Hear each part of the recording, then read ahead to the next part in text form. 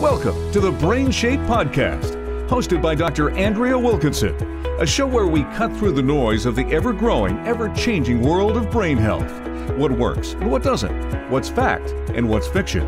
We look at tips, tools, and techniques backed up by real scientific studies to help you keep your brain healthy and hopefully have some fun along the way. Now, here's your host, Dr. Andrea Wilkinson. You're listening to the BrainShape podcast, episode number 13.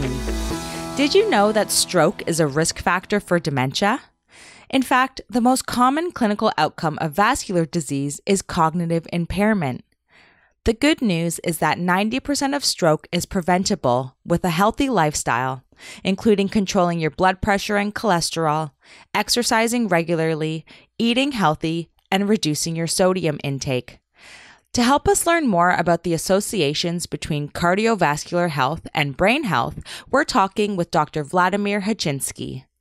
Dr. Hachinski has transformed our understanding, diagnosis, treatment, and prevention of two of the greatest threats to the brain, stroke and dementia, and he co-discovered a link between Alzheimer's disease and stroke. He has published 18 books, including Treatable and Potentially Preventable Dementias, which was published in 2018, and has written and published over 800 frequently cited scientific articles. He received the Order of Ontario and was inducted into the Order of Canada. Dr. Hachinski is currently a Distinguished University Professor of Neurology and Epidemiology at Western in London, Ontario. He has received numerous awards and prizes, and in 2018 was inducted into the Canadian Medical Hall of Fame. Here we go. Here's Dr. Hachinski. Hi, Dr. Hachinski. Thank you so much for joining me on the podcast today. My pleasure. So I just want to start with you telling the listeners a little bit about yourself and how it is that you got interested in the field of neurology and studying the brain. Well, first of all, I was always intrigued by the brain. But at the time, neurology was not a field where there was a lot of treatment. And I'm very action-oriented, so I was leaning towards cardiology. However, I started doing internal medicine at McGill, and I was put on a ward that was for investigations. But then there was a strike of the radiologists, and then they put me on neurology. And I was afraid of neurology because it's the brain after all. And Dr. Baxter, who was the head of the neurology department, had a case presented to him. And it was a French-Canadian gentleman. I didn't quite get the history. And I was standing at the foot of the bed because I didn't want to be asked questions. But I'm 6'2", so unavoidably I got asked the question what I thought was wrong. And I noticed that the patient had an ulcer on his foot. So I asked if the patient was diabetic, and he said no. Then I asked permission to examine the patient. I poked around the ulcer. It didn't seem to hurt. Then I pressed his Achilles tendon. It didn't seem to mind. And then I pressed his left test. It didn't seem to mind. So I said, well, it's neurosyphilis, sir. Now, everybody looked at me as I had a hole in my head. But lo and behold, 2 weeks later, it turns out to be neurosyphilis, which is not a common condition. So all of us got this reputation that I was a wizard in neurology, so I had to work very hard to justify it. And then, the next thing that happened is that at that time, I'm talking now the 70s, I think they were still the private patients, and so I was asked to see a 32-year woman of Dr. Baxter who came in with a stiff neck and a headache. And I went to see her, and I thought she had meningitis. And Dr. Baxter came in and he said, well, why not subarachnoid hemorrhage? I said, well, I don't know why, but I was quite sure it was meningitis. So sure enough, it was. And so we cured her. So I said, well, that's not bad. We can have treatments for neurology. So that's how I got into neurology. Just a lucky break. Yeah, very interesting. And so you've done a lot of work specifically around stroke and its association with being a risk factor for dementia. So I'm wondering if you could tell us a little bit about that. Sure. Well, first of all, they both arise from the same seedbed of risk factors. In other words, high blood pressure, high cholesterol, physical inactivity, unhealthy diet. So that having an unhealthy lifestyle puts you at risk of both. And then, of course, a stroke will double the chance of developing dementia, in part because of the damage it does itself, and secondly, because it probably sets up inflammation, which in itself is harmful to the brain. So clearly, by preventing stroke, we can also prevent some dementias. Yeah, definitely. And I'm wondering if you could maybe comment a little bit about what's been happening to the incidence or the number of cases per 1,000 of stroke and the incidence of dementia. What have you noticed there? Yeah. Well, in the year 2000, the Ontario government was persuaded to invest in a stroke strategy. And that meant building more stroke units, stroke prevention clinics, and also public campaigns of risk control factor like high blood pressure. So Maura Capral in Toronto showed that the outcomes after stroke had improved. And our group showed that even if you had a warning of a stroke, that if you went to a stroke prevention clinic, that your chances of dying that year were 26% less. So we thought, well, if the outcomes are better, probably the incidence is dropping. So we looked at a 12-year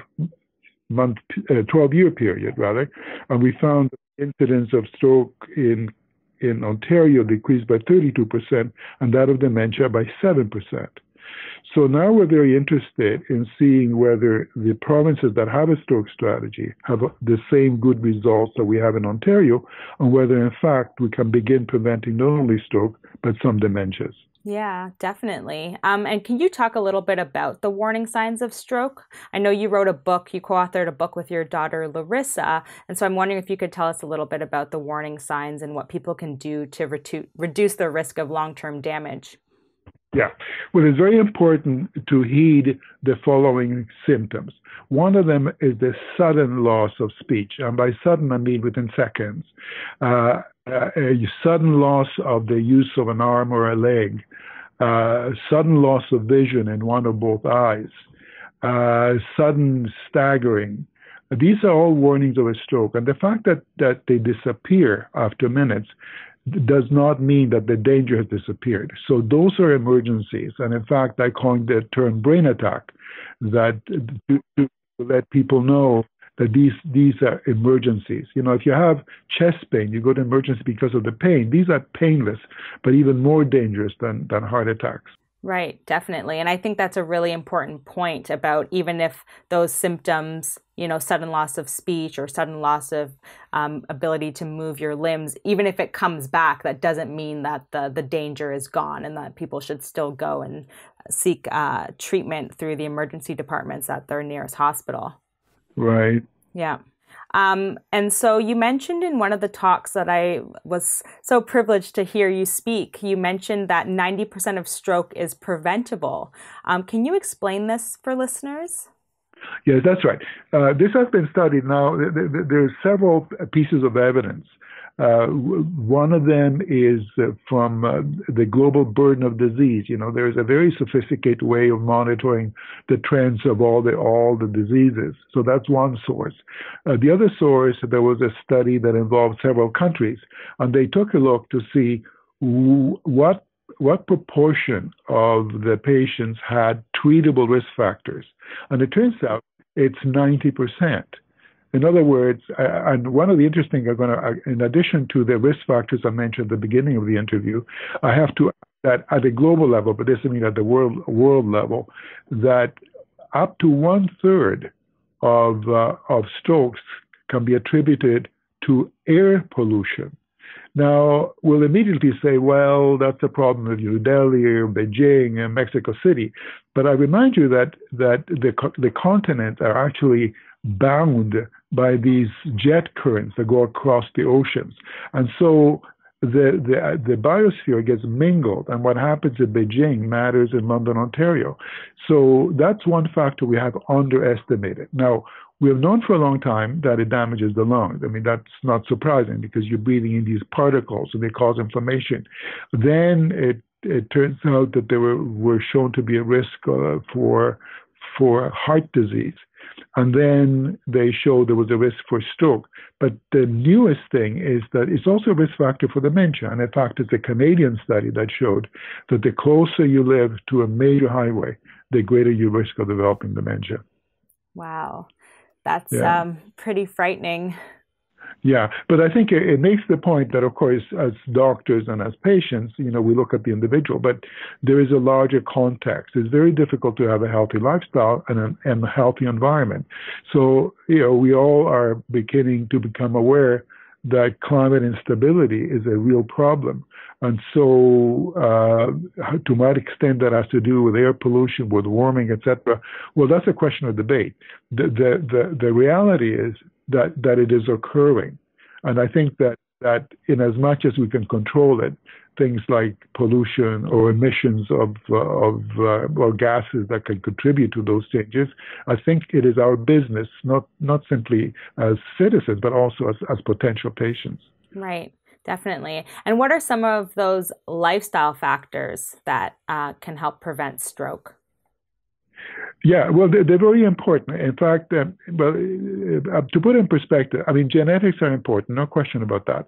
But it turns out that identical twins that have exactly the same genes, if one twin develops dementia, the chances of the other one developing dementia is only 50%. In other words, half of the inheritance is modifiable. And the other thing that's very interesting is that, as you probably know, the highest risk for developing dementia, in addition to aging itself, the older you are, the more likely to develop dementia. And by the way, it's not inevitable. It's not part of normal aging. Only a proportion of people develop dementia. But going back to the question of inheritance and the environment, it turns out that if you have the ApoE4 gene, this is sort of the best studied gene that predisposes you for the risk of having dementia. If you have that and you have high blood pressure, it really multiplies the risk. It magnifies the risk. However, the good news is that the people who have this bad gene benefit the most.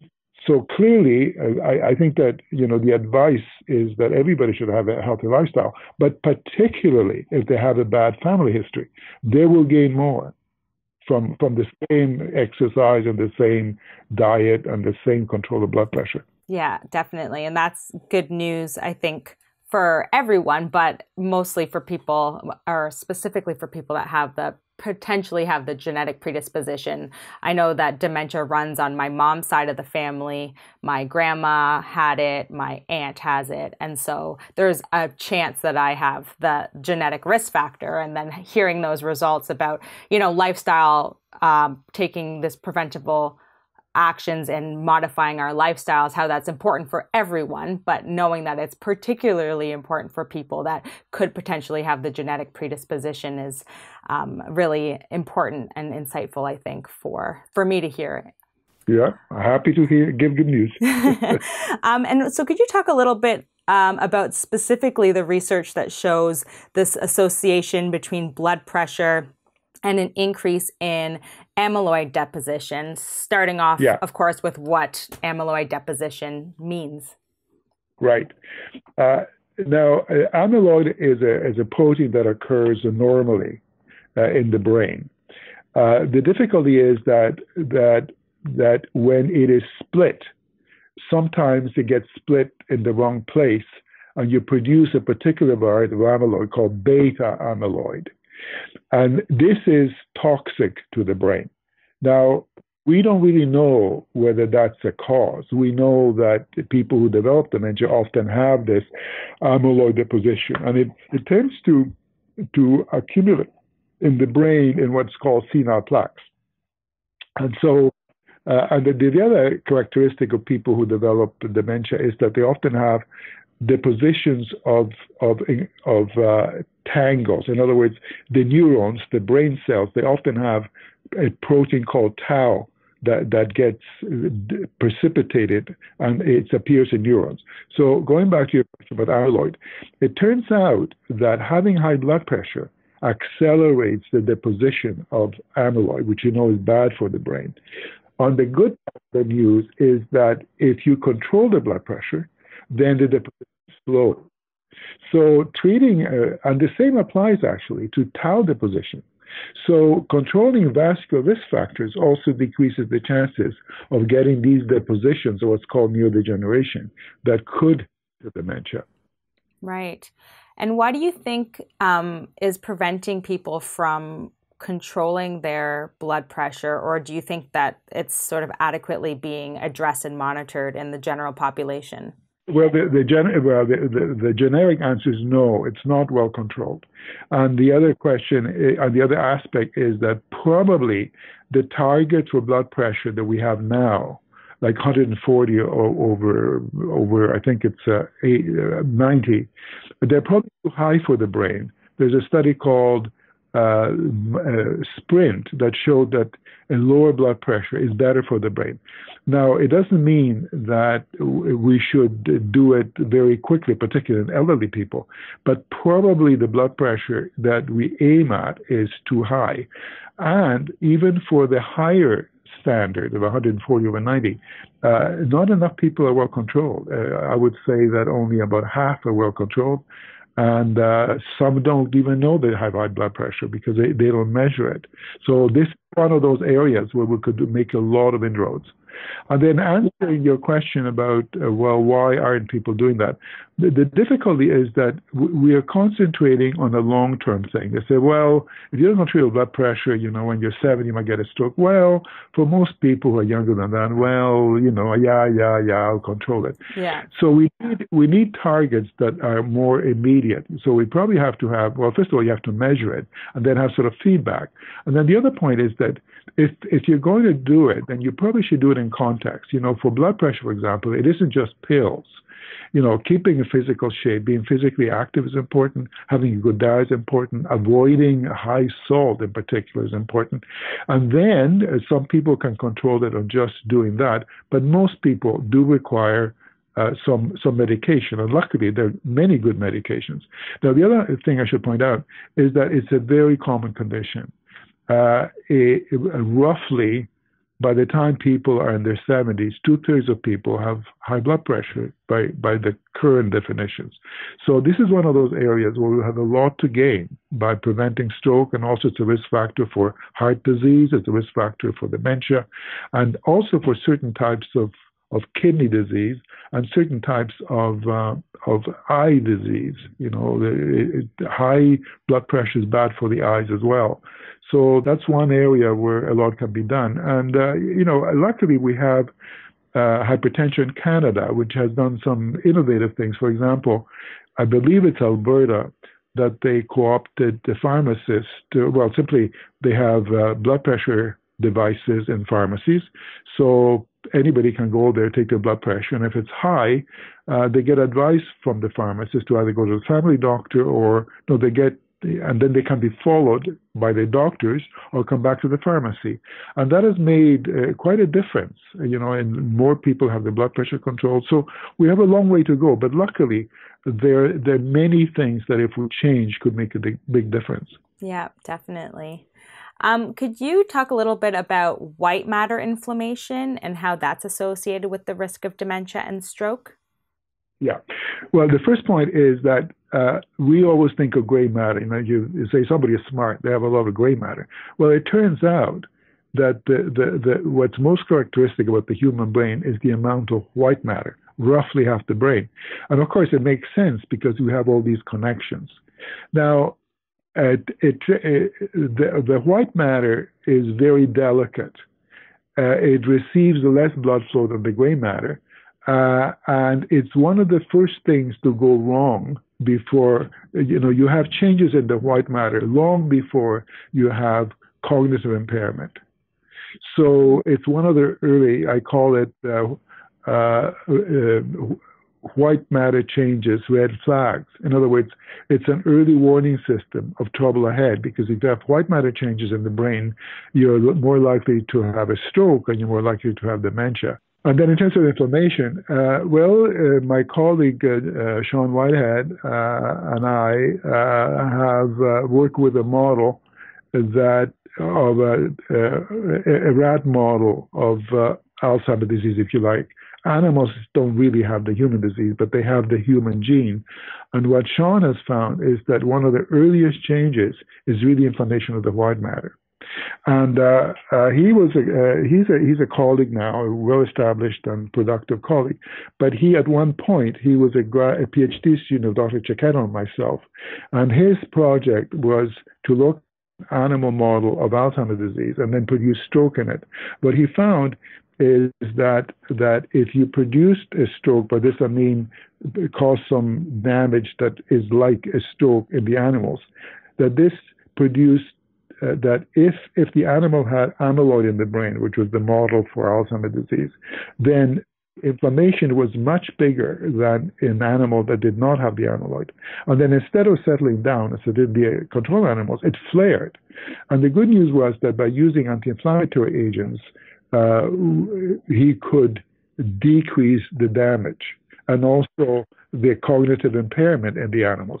So now Sean Whitehead's laboratory is devoted to pursuing this question of what anti-inflammatory agent given at what point and what doses can really ameliorate or block these changes that lead to the equivalent of dementia in animals. Right. Okay. So that's very interesting. I'm just sort of wondering because, so we talked about white matter and gray matter, and those are different sort of components of what our brain is made up of. And so inflammation of the white matter in your brain, that is something that is very difficult for, someone to just know is true. So for just any regular individual, like what would be the process of even knowing if that were happening? Well, there's a very special technique called positron emission tomography. As a matter of fact, a colleague in Montreal called Alexander Thiel, based on the animal work that Cecchino, Sean, and I did, started a study looking at inflammation after a stroke. And he found that the cognitive status at 6 months correlated better with inflammation of the brain than with the initial cognitive status. Now, that study has now been extended to London, Ontario, and my colleague Alexander Kaw is the investigator here in London, Ontario. Now, the limitation of the technique is it requires radioisotopes, and they're expensive, and you really have, and they have a short lifespan. In other words, you have to get the test done once you prepare the isotope, you have to give it within 2 hours at the most. So it's not an easy thing to do. So at the moment, we have no easy way of looking at inflammation in the brain in humans. Right. And the white matter, specifically that part of our brain, is the part that's associated with sort of the speed at which signals are transmitted. That's exactly right. That's right.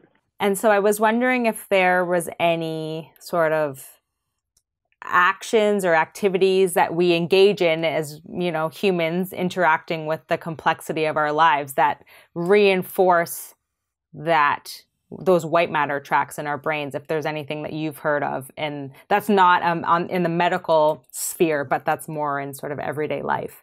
Yeah, the evidence, it's hard to relate a healthy lifestyle directly to white matter changes. But what we do know is that people who have a healthy lifestyle, who are otherwise healthy, have fewer white matter changes. So is it the exercise? Is it the diet? Is it all of the above? I suspect it's all of the above because, so failure in any of the component parts, like if you have high glucose or high blood pressure, etc., that will damage it. So having a healthy lifestyle, having normal blood pressure, optimizes the function of the white matter. Right, definitely. So can you tell us a little bit about your book, Treatable and Potentially Preventable Dementias, and who it's intended for? Yes. Well, it's intended for physicians in the first instance, but not just the neurologists. Anybody looking after dementia patients or people with cognitive impairment. And what it does is that we have, it's an edited book. I've written some chapters with some of my trainees, but then we have people from, Mia Kivipelto, for example. She was the person in Finland who showed that you can actually increase cognition by intensive lifestyle changes. So the book is really meant to be a practical guide for physicians to do the things we know how to do in order to prevent, delay, or ameliorate cognitive impairment. And it's available in certain university bookstores, and it's published by Cambridge University Press. And I think the easiest way to get it is really through Amazon or to the internet. Right. Wonderful. Well, it sounds like a very interesting and excellent and important book. And we've talked a lot in the interview today about the importance of a healthy lifestyle for prevention of stroke and dementia. And I was just wondering if you had any comments or thoughts on what can be done at a policy level that can help us live healthier lives, if you had any thoughts on that. Yes, the Western Brain Institute has launched a program on great ideas. And what they're looking for is something that's either uniquely Canadian or that Canadians have an advantage in. And we sent them a letter of intent, that we wanted to apply to them. And they like this idea of looking at the rest of Canada to see whether preventing stroke also prevents some dementias. But we want to go further. So we intend to do that for sure. But then also we want to do is to survey in a very comprehensive way all the risk factors, because you see, we so far we've talked about two sets of risk factors. We talked about environment, and we talked about the individual risk factors. But there are other factors, social factors, economic factors, where you live, what access you have to healthcare, etc. So we're actually collaborating with the Faculty of Social Sciences, and they're the ones who cover that area.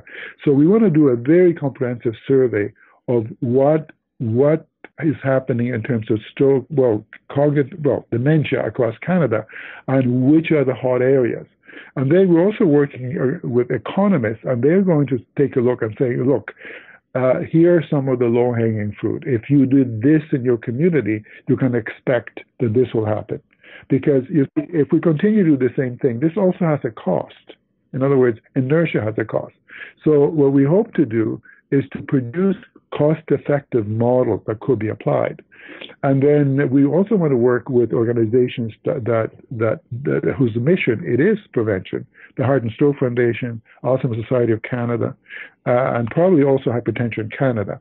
So going back to policy, we want to start a study by engaging the people who are likely to implement these policies, so that when we have the results, there's some chance of them being actually implemented. And the other thing we want to do is to take an inventory of prevention in Canada, specifically about dementia, but more generally, as we discussed earlier, the risk factor for dementia also apply to stroke and heart disease and some of the other conditions. So the idea would be, for example, the Heart and Stroke Foundation, what programs do they have in prevention? How much is costing them? How effective are they? The same goes for Alzheimer's Society of Canada, etc. So almost certainly it will identify gaps, overlaps, and there are governmental agencies whose job it is to prevent disease. By this I mean Health Canada, the Public Health Canada rather, and each provincial institutions. So we're quite prepared to work with people who can implement it and provide them with unique data that has not been produced. And if we carry this out, this probably be the first time that such a comprehensive study has been done anywhere, not just in Canada. Yeah. Wow. That sounds incredible. Yeah. So looking forward to that, the results from that work. Dr. Hachinski, I can't thank you enough for being on the BrainShape podcast. I've learned so much today, and the information that you shared so generously with us is really important. I think that there isn't enough of us that are talking about the links between high blood pressure, stroke, and dementia. And I think it's really important that people begin to speak about the strong associations between cardiovascular health and dementia, and how lifestyle preventative action can be taken to reduce the risk of stroke and dementia, and that there's a lot that we can do in our everyday lives to sort of mitigate those risks. So thank you so much for enlightening us. And if listeners wanted to learn more about you and your work, where's the best place they can go to find out more? Yeah, probably the easiest one is that there's an entry in Wikipedia that has some of the details of what I'm talking about. Wonderful. Well, thank you so much for your time. I really appreciate it. My pleasure, and thank you for getting the message out, and I hope you get many more people interested in something that matters to most. After all, brain health is the ultimate wealth. To learn more about Dr. Hachinski and the work he's doing on dementia and stroke prevention, you can visit his Wikipedia page. I'll put the link in the show notes. If you've missed any of this, you can dive into the show notes for this episode and all past episodes at www.brainshape.ca/podcast. To access the show notes from today's episode specifically, just type Vladimir, that's VLADIMIR, in the search bar, and today's episode will pop right up. Thank you so much for tuning in.